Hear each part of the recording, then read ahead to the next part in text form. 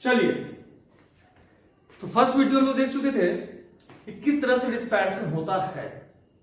अब हम लोग समझते हैं स्ट्रक्चर ऑफ लंग्स। ये डायग्राम बना के रखा हुआ है पहले से। अभी हम लोग पढ़ रहे हैं रिस्पायरेटरी ऑर्गन, वैसा और ग्रुप्स ऑफ रिस्पायरेटरी सिस्टम, वैसा ग्रुप्स ऑफ ऑर्गन जो रिस्पायरेशन में मदद करता। तो यहां से लोग स्टार्ट करते हैं, जिस तरह से एलिमेंट्री कैनाल का स्टार्टिंग कहां से होता था, माउथ से, है ना। उसी तरह से वहां से लोग खाना खाते थे, फिर वो आगे बढ़ता था।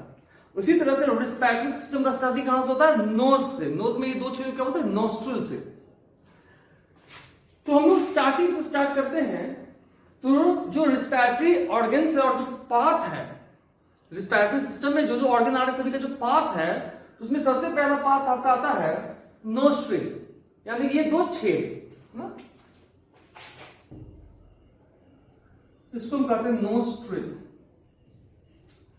एक एक ऑर्गन के बारे में बात करेंगे, उसका फंक्शन बताएंगे, फिर धीरे धीरे आगे बढ़ते हुए चलेंगे।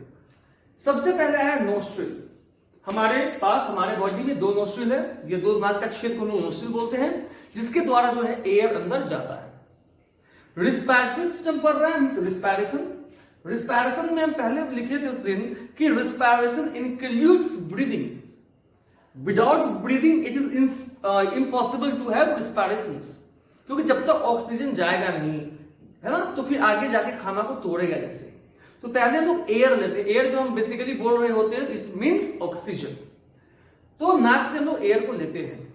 सबसे पहले वो कहां आता है, नोस्ट्रिल में आता है। नोस्ट्रिल हमारे पास दो है, और ये नोस्ट्रिल जो है ये चारों तरफ से हेयर से घिरा हुआ है। चारों तरफ जो नोस्ट्रिल उसमें हेयर लगा हुआ है। ये हेयर का काम क्या है, तो यहां पे स्टार्ट होता है कि नोस्ट्रिल में हेयर का काम क्या होता है, टू ट्रैप डस्ट पार्टिकल्स। जब एयर को हम लोग इनहेल करते हैं, जब एयर को सांस में लेते हैं, तो उसमें बहुत सारे डस्ट पार्टिकल हो रहे होते हैं। तो जब डस्ट पार्टिकल हमारे बॉडी में हमारे नाक के द्वारा इंटर करता है, तो हो सकता है कि वे हमारे लंग्स में आ जाए, और हमारे लंग्स में डस्ट पार्टिकल का धीरे धीरे क्या होने लगे, जमाव होना शुरू हो जाए, एक्यूमुलेशन होना शुरू हो जाए। तो यह जो नाक में जो पड़ा हुआ जो हमारा हेयर है, इसका काम क्या होता है कि जो भी सांस में हमारे जो एयर के अंदर जो डस्ट पार्टिकल है, उसको ये ट्रैप कर लेता है, पकड़ लेता है।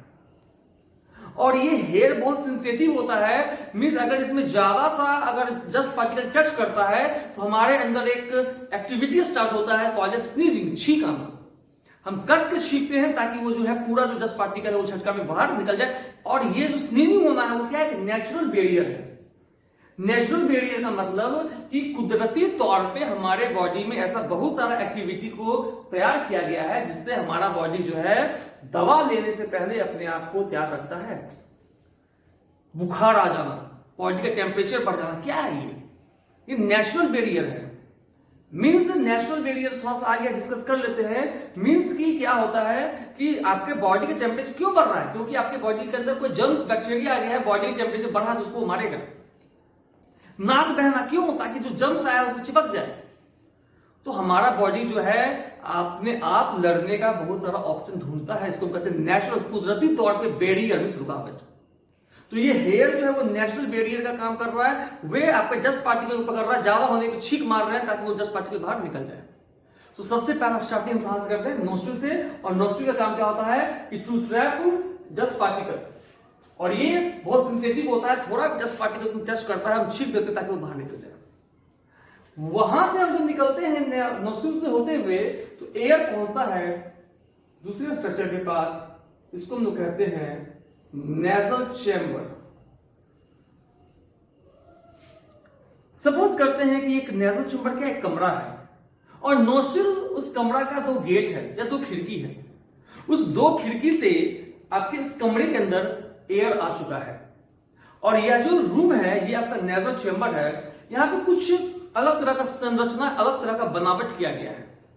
क्या बनावट किया गया है, तो यह जो रूम है, नेजल चैम्बर जो है, इसका यह जो ऊपरी जो हिस्सा है, ये वाला हिस्सा है, यहां पे म्यूकस ग्लैंड होता है। म्यूकस ग्लैंड का मीन्स होता है वैसा ग्लैंड जो म्यूकस निकालता है, चिपचिपा पदार्थ में, छत के ऊपर पूरा चिपचिपा पदार्थ लगा हुआ है। दूसरी बात कि नेजल चेंबर के अंदर बहुत सारा ब्लड वेसल्स का फ्लो हो रहा है, और वेसल्स से बेहतर होगा क्या ना, कैपिलरीज का। बहुत पतले पतले जो है कैपिलरीज हमारे इस नेजल चेंबर के अंदर दौड़ रहा है। अब हम लोग वार्म ब्लडेड एनिमल हैं, जब हमारे कैपिलरीज में बहुत सारा ब्लड जब वहां से दौड़ेगा तो वो हमारे पूरे ब्लड वेसल्स को क्या करेगा, गर्म कर देगा, ब्लड कैपिलरीज गर्म हो जाएगा। और यहीं पे एक स्पेशल टाइप ऑफ नर्व लटका हुआ रहता है जिसको हम कहते हैं ऑल्फैक्टरी नर्व, जो कि सीधे हमारे ब्रेन से कनेक्ट होता है। अब तीनों का काम देखते हैं क्या हुआ। हम लोग सांस में एयर को लिए, और हम जानते हैं कि एयर कंटेन मॉइस्चर, एयर के अंदर नमी होता है, H2O यानी कि वाटर होता है in form of gas, vapour. जब हम सांस में एयर में लेते हैं और उस एयर के अंदर वेपर होता है, तो इट माइट बी पॉसिबल कि वह जब एयर हमारे फेफड़ा के अंदर, लंग्स के अंदर जाए, तो उसके अंदर जो मौजूद वाटर है, वेपर है, वो कंडेंस करके पानी बन जाए, तो हमारे लंग्स के अंदर पानी आ जाएगा, जो कि आपको प्रॉब्लम कर सकता है। तो जब ये एयर जो है इस नेजल चेंबर में आता है, और नेजल चेंबर में बहुत हाई ब्लड फ्लो हो रहा है कैपिलरीज में, मींस इसमें बहुत पतला पतला तार दौड़ा हुआ है जिसके अंदर गर्म गर्म पानी बह रहा है, तो कॉमन सी बात है जब एयर अंदर आएगा और इस पाइप से टच करेगा तो वो एयर भी गर्म हो जाएगा, और जब एयर गर्म होगा तो जो उसके अंदर वेपर है वो उड़ जाएगा, उसके अंदर जो भाप है वो उड़ जाएगा, और एयर कैसा हो जाएगा, ड्राई हो जाएगा, सूख जाएगा। तो पहला काम होता है नेजल चेंबर का, to make the air dry. दूसरा कि इसके अंदर म्यूकस है, वह एयर जो आया है वो म्यूकस से टच करता है, और टच करने के बाद वो एयर घुलने लगता है, और जब एयर घुलने लगता है तो फिर वो धीरे धीरे जो यहाँ पे नर्व लटका हुआ है, पतला पतला जो पर नर्व है इस छत में लटका हुआ है, उस नर्व को वह एयर जो है वो नर्व को पकड़ता है, और यह जो नर्व है उस एयर के अंदर जो भी स्मेल है उसको, चाहे वो खुशबू या बदबू हो, उस नर्व पकड़ के उसको ब्रेन तक लेके जाता है। ऑल्फैक्टरी मतलब ऑल्फैक्शन यानी कि सूंघने में मदद करना। तो यहाँ पे क्या क्या हुआ, तो पहला काम हुआ एयर को ड्राई किया गया, कौन किया, वो ब्लड फ्लो जो है इसके कारण। और इसमें एक और काम हुआ कि एयर के अंदर कुछ जर्म्स भी आ जाते हैं, तो अंदर का टेम्परेचर ज्यादा होने के कारण वो जर्म्स भी मर जाता है। तो पहला नेजल चेंबर का काम एयर को ड्राई करना, जो उसके अंदर जर्म्स है उसको मारना, और तीसरा कि उस नेजल चेंबर में बहुत सारा ऑल्फैक्टरी नर्व लटका हुआ है जो कि उस एयर में से स्मेल को पकड़ के ब्रेन तक लेके जाएगा, मींस स्मेल को डिटेक्ट करना। तो there are 3 functions of nasal chamber, namely first it dry the air, second it kills the germs, and third it helps in smelling the things। किसी भी चीज को, क्योंकि आप अगर आप सांस दो तरीका से ले सकते हो, या नाक से या मुंह से भी, लेकिन स्मेल आपको नाक से आता है क्योंकि नाक के रास्ता में ही नेजल चेंबर आता है, और सूंघने वाला जो नर्व है वो आपके नाक के नेजल चेंबर में ही है। तो स्मेल आपको तभी आएगा जब आप लोग सूंघते कहां से, नेजल चेंबर से। नेजल चेंबर में बहुत सारा ऑल्फैक्टरी नर्व लटका हुआ है उसके छत से, और ये छत से होते हुए यहां से इसका कनेक्ट कहां है, ये हमारे ब्रेन में।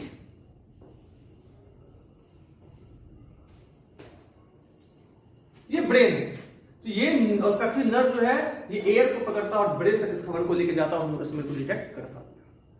नोस्ट्रिल से पहला हम लोग कहां पहुंचे, एयर पहुंचा नोस्ट्रिल में, फिर सेकेंड हम कहां पहुंचे, हम पहुंचे नेजल चेंबर में। अब नेजल चेंबर के बाद हम आगे बढ़ते हैं, और जब हम आगे बढ़ते हैं तो हम क्या पाते हैं, हम यहां पहुंचते हैं। यहां पे एक इंटरेस्टिंग चीज मालूम पड़ रहा है कि हम देख रहे हैं कि एयर यहां से चला, यहां पहुंचा, और ये हमारा क्या है, माउथ। यहां से खाना हम खाए और खाना भी यहां पहुंचा, मीन्स जो आपका ये हिस्सा है जिसको हम बोलते हैं फायरिंग्स। फायरिंग्स वह जगह है जहां से एयर भी आ रहा है और जहां से आपका खाना भी वहां पहुंच रहा है, मीन्स ये कॉमन पॉइंट है जहां एयर भी आता है और जहां पे माउथ भी, ये फूड भी आता है। इट इज कॉमन पॉइंट जहां पे air and food both meet. तो ये ताजुब की बात नहीं है कि कभी कभी बहुत लोगों को देखते हुएगा मुंह से दूध पी के नाक से निकाल देते हैं, रास्ता साफ दिख रहा है, ये यहां से होते हुए कंप्लीट एक रास्ता यहां दिख रहा है। योगासन करने से ये होता है, मुंह में धागा रख के नाक से निकाल लिए, ये रास्ता बना। और आपसे भी कभी कभी होता है, जब हम सरकते हैं तो आप सरक जाते हो तो क्या होता है, झटका में खाना जो है, सरकते हो, खाना यहाँ रुकते नहीं, ऊपर बढ़ जाता है और नाक से निकल जाता है, क्योंकि रास्ता बना हुआ है। Pharynx is a part, common part of what, क्या, एयर एंड फूड। फेरिंग्स तक एयर भी आएगा और फेरिंग्स तक आपका फूड भी आएगा।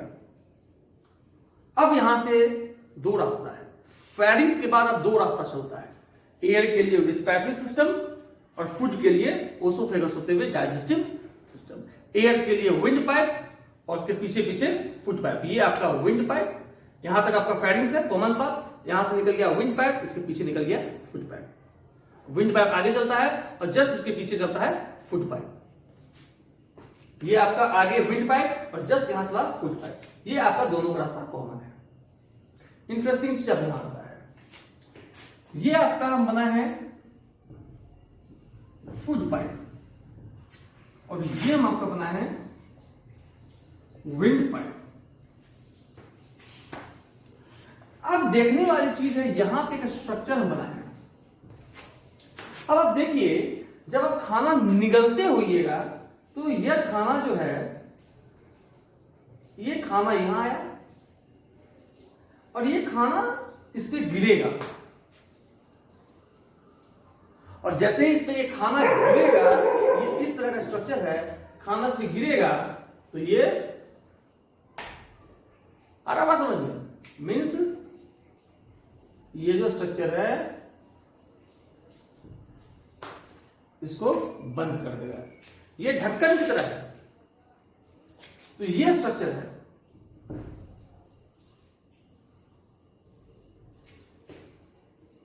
और इसी को हम बोलते हैं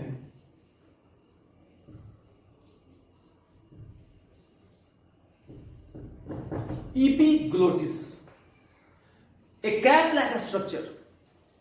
क्योंकि हम क्या पता है कि फेरिंग्स तक दोनों का रास्ता सेम है, खाना भी आ रहा है, पानी और वहां से एयर भी आ रहा है, उसके बाद रास्ता अलग अलग करना है। और एक बार ये पॉसिबल नहीं है कि आप खाना भी खाओ और हवा भी लो, सांस भी लो।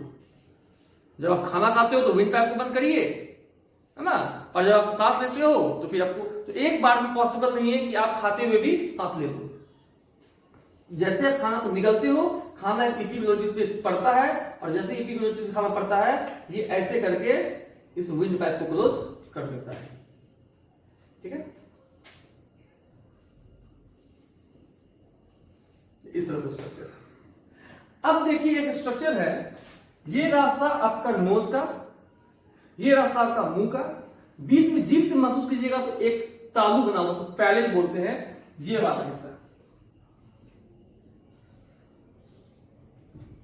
ये नाक का रास्ता, ये मुंह का रास्ता, तो बीच में एक क्या है, पार्टीशन है, इसको हम लोग बोलते हैं, हड्डी का बना हुआ है, इसमें बोनी पैलेट, जो तालू बोलते हैं, जिसमें ऊपर जो है, ये नाक का रास्ता, ये नाक का पूरा पाइप है, ये मुंह का पाइप है, बीच का पार्टीशन को लोग पैलेट बोलते हैं।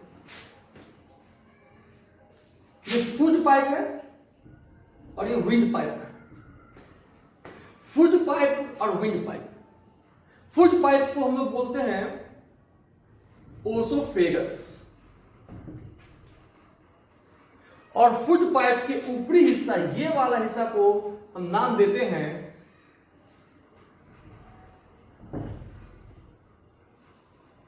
गलेट। याद रखेंगे, फूड पाइप के टिप को, ये फूड पाइप है तो ये ऊपर वाले हिस्सा को हम लोग बोलते हैं गलेट। उसी तरह same to same windpipe के ये जो ऊपरी हिस्सा है इसको हम बोलते हैं ग्लोटिस, और ये ढक्कन ग्लोटिस के ऊपर है, इसीलिए इस ढक्कन को हम बोलते हैं एपिग्लोटिस। ईपी का मतलब ऊपर, ग्लोटिस के ऊपर, इसलिए एपिग्लोटिस। ये याद करने का एक तरीका है। तो ये खाना जो है, ये अब जो है, जैसे ही जो लोग खाना खाते हैं, ये एपिग्लोटिस पे पड़ता है, और एपिग्लोटिस जो है गिर के विंड पाइप को बंद कर देता है। तो फिर खाना क्या है, जैसे एग्जांपल फिर से पढ़ समझा दे रहे हैं, इस तरह से है, खाना इस पे गिरेगा तो ये क्या करेगा, इसको ऐसे बंद कर देगा, और ये जो खाना है ये विंड पाइप के अंदर चला जाएगा। जैसे ही खाना इसके ऊपर से हटेगा, ये फिट फट से जैसे ही लोड हटेगा, ये फट से खड़ा हो जाएगा। ये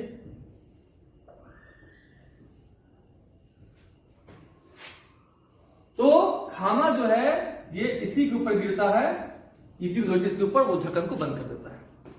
क्लियर? अब एयर जो है, ये हम लोग पढ़ रहे हैं रिस्पैक्टिव सिस्टम, तो एयर जो है वो कहां आ गया हमारे विंड पाइप में। विंड पाइप को हम कहते हैं ट्रैकिया। विंड पाइप को हम बोलते हैं ट्रैकिया। विंड पाइप के ऊपर में एक डिब्बा रखा हुआ है जिसको हम बोलते हैं, ये डिब्बा रखा हुआ है, इसको हम कहते हैं लैरिंग्स या साउंड बॉक्स। लैरिंग्स का नाम से मालूम पड़ रहा है। और देखेंगे इस लैरिंग्स में ये आगे की ओर एक उभार बना हुआ है, और जब आगे की ओर उभार बना हुआ है तो ये गर्दन में भी वो धक्का मारेगा तो गर्दन में भी ये ऐसे करके एक उभार निकल जाता है, और इसी उभार को हम बोलते हैं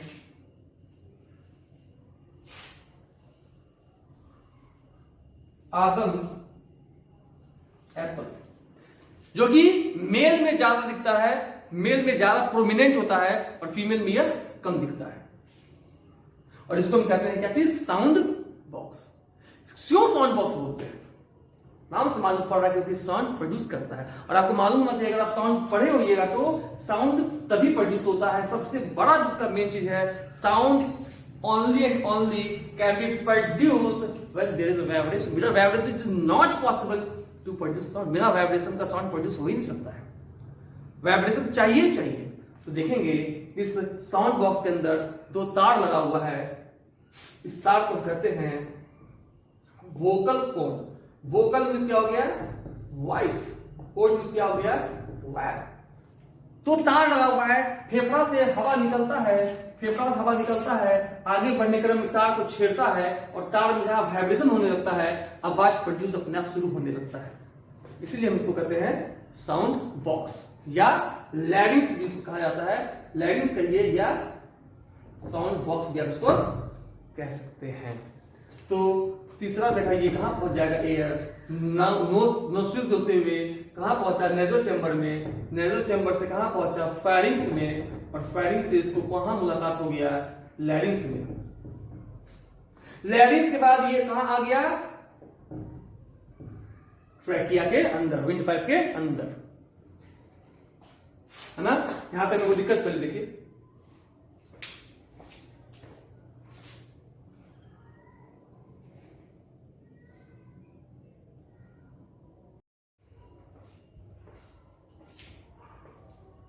ठीक है। अब ये खाना कहां, ये एयर कहां आ गया? ट्रैकिया के अंदर, ये ट्रैकिया। और देख रहे हैं ट्रैकिया को ही हम कहते हैं कौन सा? विंड पाइप या ट्रैकिया। देखिए बात, विंड पाइप या ट्रैकिया। ट्रैकिया में क्या दिख रहा है? ये ऐसे ऐसे करके स्ट्रक्चर दिया हुआ है। ये स्ट्रक्चर क्या है बेसिकली? तो ये आपका स्ट्रक्चर जो है ये क्या है? C shaped cartilage. C shape क्यों बोले? क्योंकि ये अगर मेरा ट्रैकिया है, ये सी, ये ऐसे है, आगे की ओर है, पीछे खाली है, आगे की ओर है, सी शेप कार्टिलेज। काम क्या है? काम इसका ये होता है कि जब आप लोग एयर सांस में लेते हो तो ठीक है, इस पाइप के अंदर एयर है, ये फूला हुआ है, लेकिन जब इसके अंदर एयर नहीं रहेगा तो ये सिकुड़ जाएगा, कोलैप्स। तो पहली बात, कार्टिलेज होता क्या है? कार्टिलेज जो है वो बोन की तरह होता है। अंतर है कि इसके अंदर कैल्शियम का डिपोजिशन थोड़ा ज्यादा होता है। ये बोन में कैल्शियम का डिपोजिशन ज्यादा है, तो बोन थोड़ा ज्यादा टाइट है, हार्ड है, और कार्टिलेज थोड़ा सॉफ्ट होता है। कार्टिलेज कहां होता है? आपके कान का पिन, नहीं कार्टिलेज है। नाक का टिप कार्टिलेज है। अगर जो खाना चिकन खाते होंगे तो कभी कभी जो पैर का लेग पीस आता है तो आप देखते होंगे पैर के ऊपर में एक ढक्कन लगा रहता है, जिसको आप उखाड़ते तो कट कट के आवाज आता है, वो कार्टिलेज है। हमारे शरीर के जो लॉन्ग बोन है, लंबे लंबे हड्डी, वहां के ज्वाइंट पे कार्टिलेज है। ये पैर के ज्वाइंट पे कार्टिलेज है। तो ये सी शेप कार्टिलेज है। काम क्या है?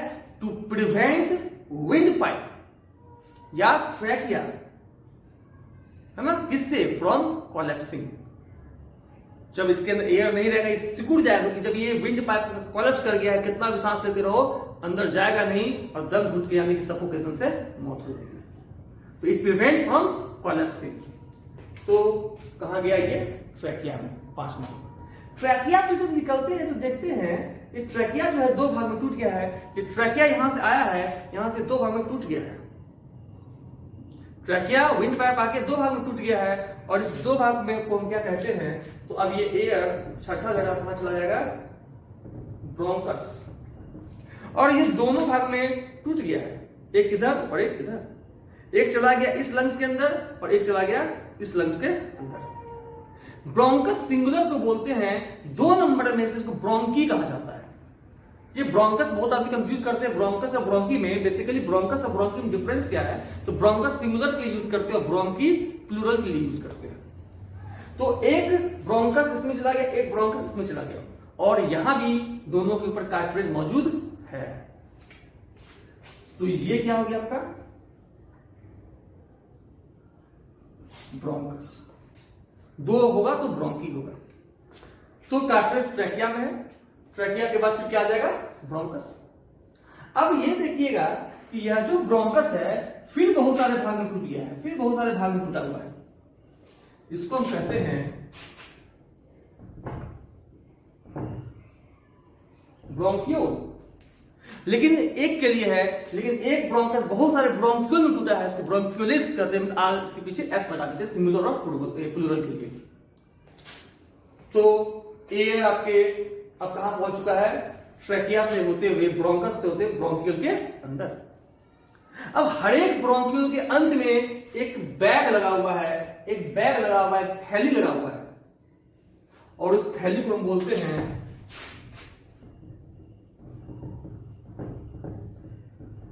एल्वियोलस।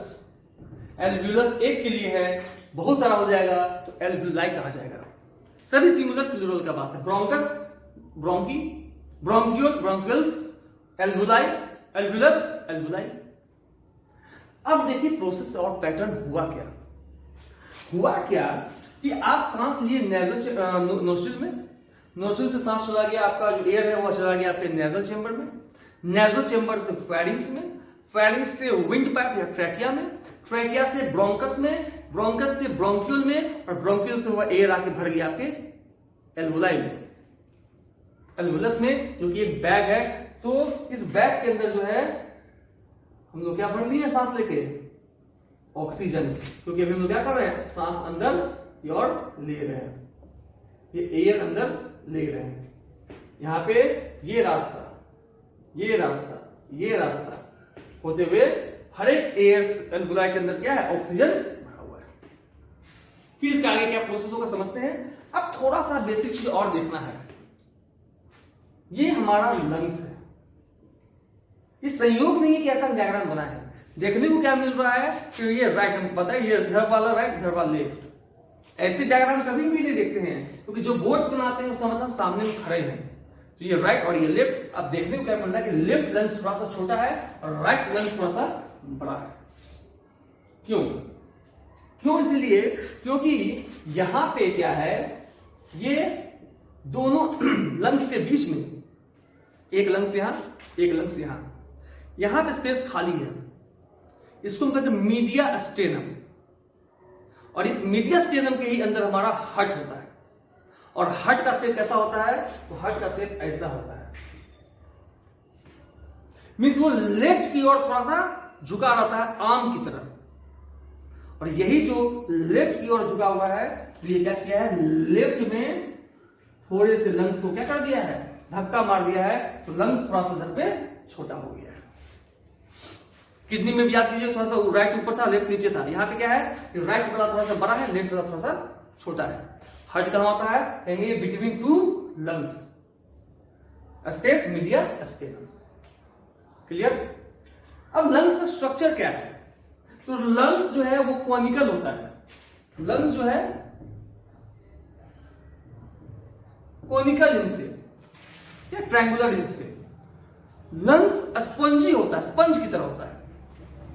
लंग्स के ऊपर 2 मेम्ब्रेन होता है, लंग्स के ऊपर में 2 मेम्ब्रेन होता है। और मेम्ब्रेन ऑफ लंग्स को हम बोलते हैं पिलियूरा।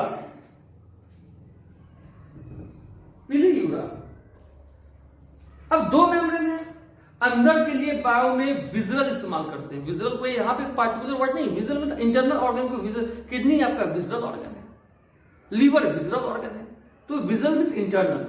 तो अंदर की मेम्ब्रेन को विजुअल पिलियूरा, बाहर के मेम्ब्रेन को पैराइटल पिलियूरा।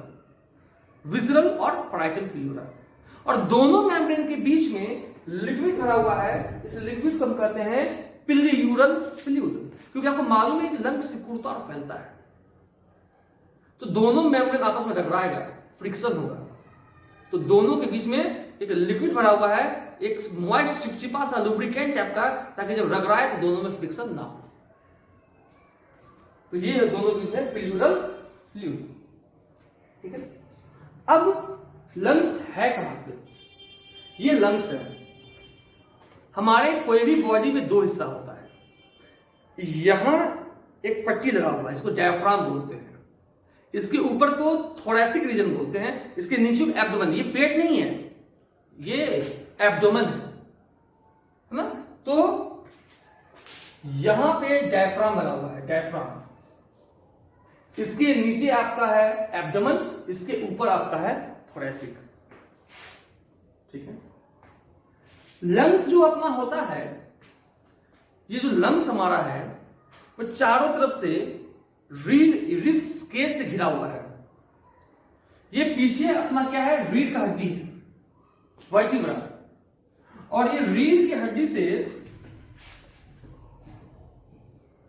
यहां से आपको रिब निकल रहा है, रिब निकल रहा है, ये रिब्स यहां से, और यहां से निकल के सब यहां पे मिल रहा है, यहां पे। और इस हड्डी को क्या बोलते हैं, स्टर्नम। तो पीछे से रीढ़ का ये रिब्स निकल के आगे यहां पे स्टर्नम में मिल रहा है। तो ये यहां से निकल के और आगे से आके मिल रहा है यहां, ये इस तरह से ना, ये से।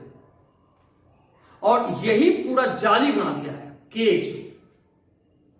और उसी केज के अंदर पड़ा हुआ हमारा लंग्स। यहां पे ये रिब केज, ये रिब्स, बहुत सारा रिब्स, और सभी रिब्स के बीच में क्या है, हमारा फेफड़ा है, लंग्स है। तो हमारा लंग्स कहां पे है, थोरैसिक कैविटी में। थोरैसिक कैविटी मींस डायफ्राम से ऊपर।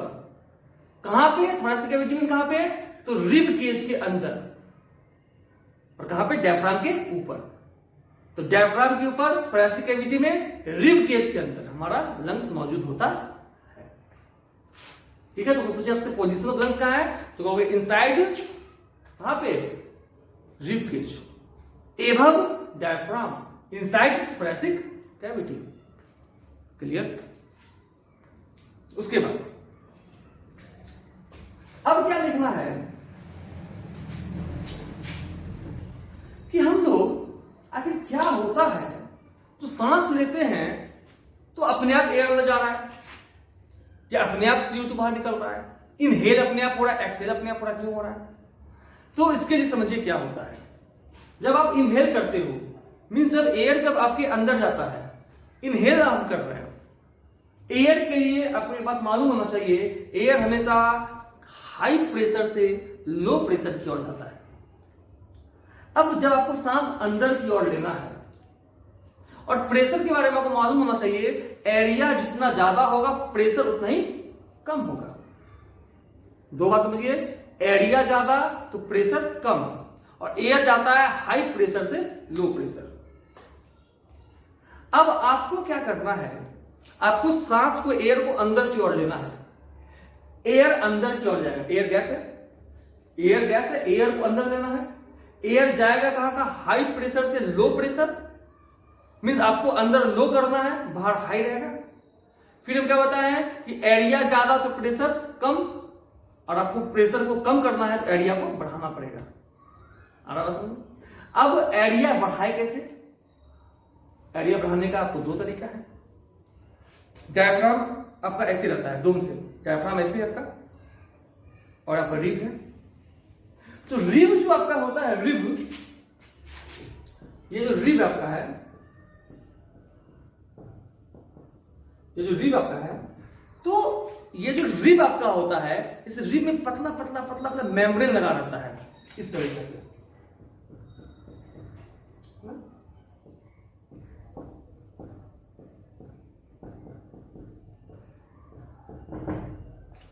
ये जो रिब आपका है, ये इसमें मेम्ब्रेन लगा हुआ है, इसको हम कहते हैं कोस्टल मसल्स। जब आपको एयर अंदर की ओर लेना है, कोस्टल मसल सिकुड़ता है। जैसे ही कोस्टल मसल सिकुड़ता है, आपका रिब जो है वो आगे की ओर जाता है, पहला काम। और डायफ्राम क्या करता है, अपने आप को फ्लैट करता है, नीचे की ओर जाता है। तो ये कोस्टल मसल सिकुड़ेगा तो ये आगे की ओर गया, move forward, ribs move forward और डायफ्राम डाउनवर्ड। तो रिब्स फॉरवर्ड, डायफ्राम डाउनवर्ड, ये आगे की ओर गया, डायफ्राम नीचे की ओर गया, एरिया बढ़ गया। एरिया जैसे ही बढ़ा, अंदर का प्रेशर कम गया, एयर का प्रेशर बाहर ज्यादा, बाहर से एयर अंदर, इसको कहते हैं ब्रीथ इन हो गए। ये मैकेनिज्म ऑफ ब्रीथिंग में बता रहे। मैकेनिज्म ऑफ ब्रीथिंग मतलब सांस एयर अंदर कैसे गया। तो एयर अंदर जाने का तरीका क्या है कि कोस्टल मसल सिकुड़ेगा, ये आगे की ओर जाएगा। अब खुद देख लो ना, जब आप सांस लेते हो तो आपका क्या होता है, छाती आगे की ओर जाता है। छाती आगे मतलब कोस्टल मसल सिकुड़ा है। कोस्टल मसल क्या है, रिब के बीच में जो मेम्ब्रेन लगा हुआ है वो सिकुड़ा है, ये आगे की ओर गया। डायफ्राम नीचे की ओर गया, ये आगे, डायफ्राम नीचे, एरिया बढ़ गया, प्रेशर घट गया, बाहर गया। वही ब्रीथ आउट करना है तो कोस्टल मसल्स रिलैक्स कर जाएगा। रिलैक्स करते ही rib moves backward and diaphragm moves upward. तो रिब्स क्या हुआ, पीछे है, और डायफ्राम ऊपर की ओर गया। रूम छोटा हो गया, एरिया कम, प्रेशर ज्यादा, अंदर का बाहर, हवा बाहर। यह मैकेनिज्म ऑफ ब्रीदिंग। क्लियर। अब देखिए क्या हुआ। तो ये एयर सैक हम एक बना दिए एल्वोलाई, और ये एल्वोलाई जो है ये बहुत सारे ब्लड वेसल से घिरा हुआ है, पतला पतला ब्लड वेसल से घिरा हुआ है ये। और इसके अंदर भी क्या भरा हुआ है, oxygen, O2, O2, O2, O2, O2। सांस में लिए ऑक्सीजन। हार्ट के पास गंदा खून पहुंचा।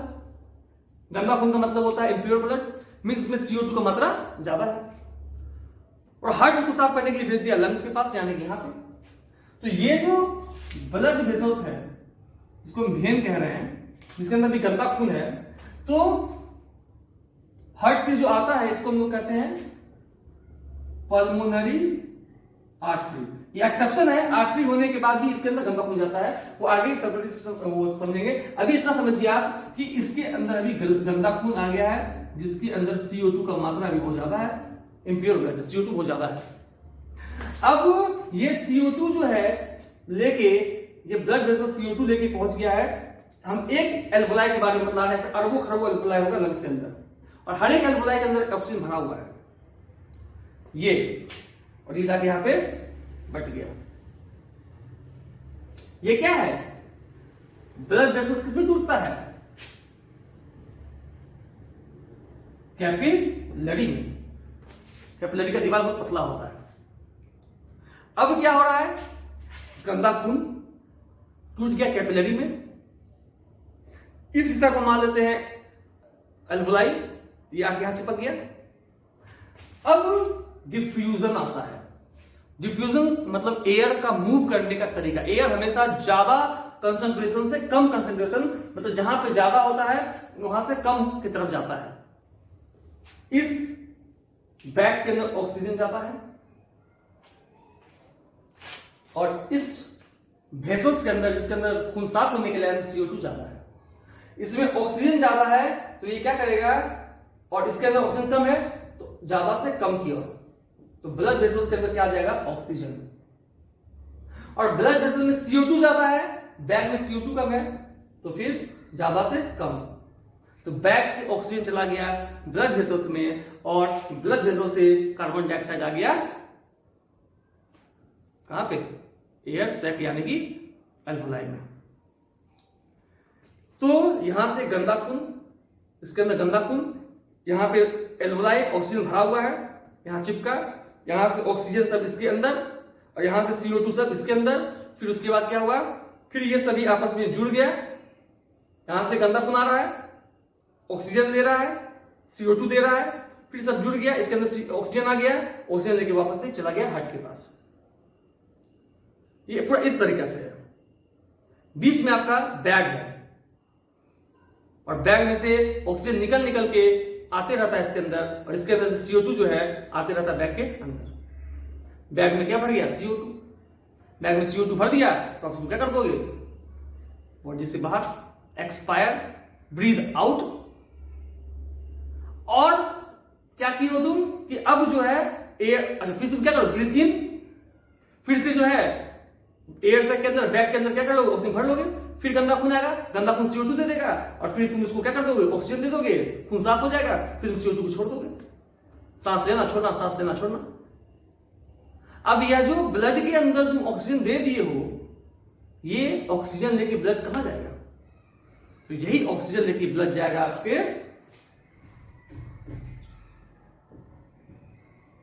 सेल के पास। ये ब्लड वेसल्स ऑक्सीजन लेके आ गया है सेल के पास, और सेल के पास क्या आपके पास मौजूद है, पहले से ग्लूकोज, यानी कि पहला वीडियो, ऑक्सीजन मिलते ही respiration start.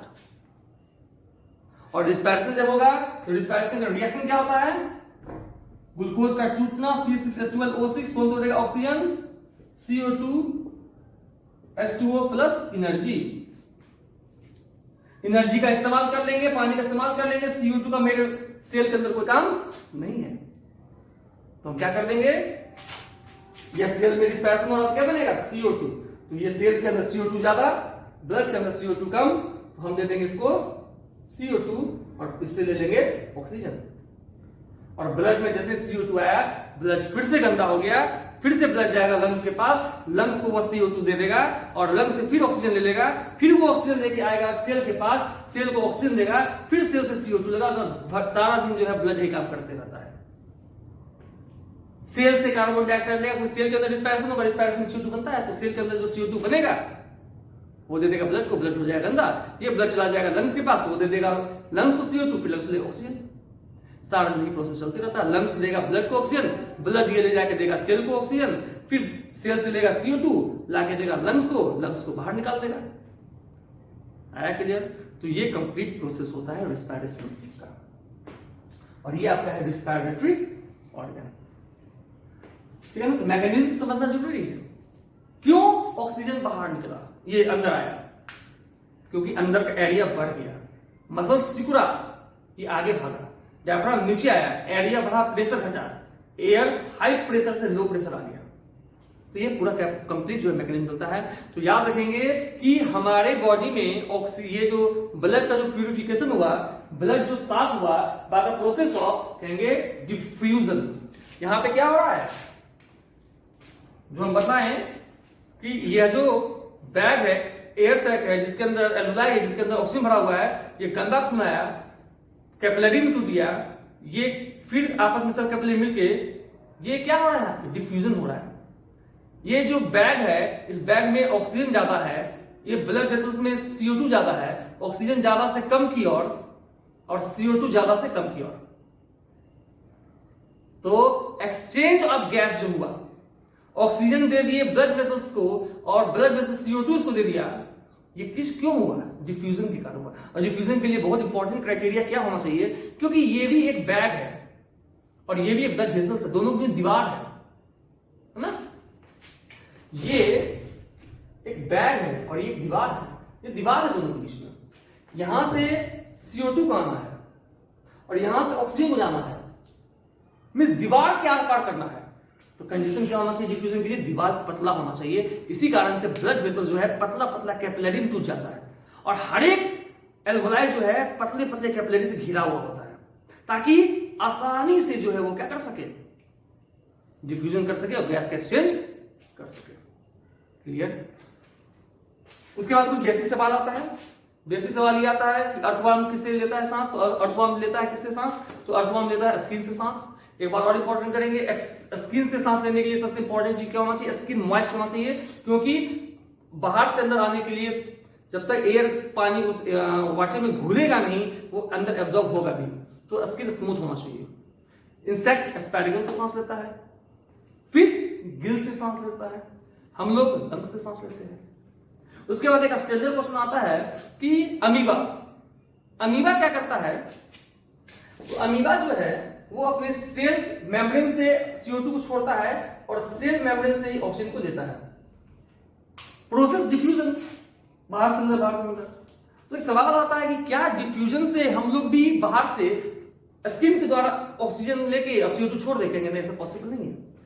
Diffusion very slow process है और हम लोग अगर डिफ्यूजन के द्वारा अगर सांस लेने लगेंगे तो पूरे बॉडी के सेल का रिक्वायरमेंट पूरा करते करते वर्षों बीत जाएगा। So it is not possible for us to respire through diffusion because it is very very slow process. हाँ, it is possible in unicellular organism, क्योंकि एक सेल का जीव है तो आसानी से वो हो जाता है। दूसरी बात ब्रीदिंग रेट। ब्रीदिंग रेट जो होता है वे एक्वेटिक एनिमल में ज्यादा होता है। नॉर्मली बताया कि हम लोग का ब्रीदिंग 18 है पर मिनट। इस 1 मिनट में हम लोग 18 बार सांस लेते हैं और छोड़ते हैं। एक्वेटिक एनिमल को से ज्यादा है। क्यों ज्यादा है? क्योंकि एक्वेटिक एनिमल जो होते हैं वह डिसॉल्व ऑक्सीजन को लेते हैं। एक्वेटिक एनिमल जो है वो फ्री ऑक्सीजन जो हम लोग ले रहे हैं उसको नहीं ले सकता है, वो पानी में घुला हुआ ऑक्सीजन को ही सांस में ले सकता है। तो एक्वेटिक एनिमल जो है वो डिसॉल्व ऑक्सीजन को सांस में ले रहा है और डिसॉल्व ऑक्सीजन का मतलब होता है घुला हुआ। तो जब एक बार वो सांस खींचता है तो बहुत कम मात्रा में उसके अंदर ऑक्सीजन आता है और जितना ऑक्सीजन उसके अंदर आता है वो तुरंत में खत्म हो जाता है, इसलिए फिर से उसको ऑक्सीजन लाना पड़ता है। इसलिए तुरंत में सांस छोड़ता और लेता है, तो ब्रीदिंग रेट बहुत ज्यादा होता है। तो एक्वेटिक एनिमल में ब्रीदिंग रेट ज्यादा होने का कारण क्या है? तो कहेंगे क्योंकि वो डिसॉल्व ऑक्सीजन सांस में लेता है। दूसरा बताइए दिया डिफ्यूजन से पॉसिबल नहीं है, क्योंकि डिफ्यूजन जो है वे बहुत स्लो प्रोसेस है, इससे हम लोग अपना बॉडी का जो है वो काम नहीं कर पाएंगे। तो बेसिकली जो है ये पूरा का पूरा स्ट्रक्चर जो है यहीं पे समाप्त हुआ और लेक्चर भी रिस्पिरेटरी सिस्टम में समाप्त हुआ। तो इससे रिलेटेड कुछ सवाल हो तो पाथ क्या हो जाएगा आपका? Nostril, nasal chamber, pharynx, लैरिंग्स, trachea, bronchus, bronchiole, alveoli. ठीक है ना, ये आपका पाथ हो जाएगा पूरा। तो यहां तक देख लीजिए, कोई सवाल होगा तो फिर दोबारा आप इसमें कमेंट सेक्शन में पूछ लीजिएगा। चलिए, ओके।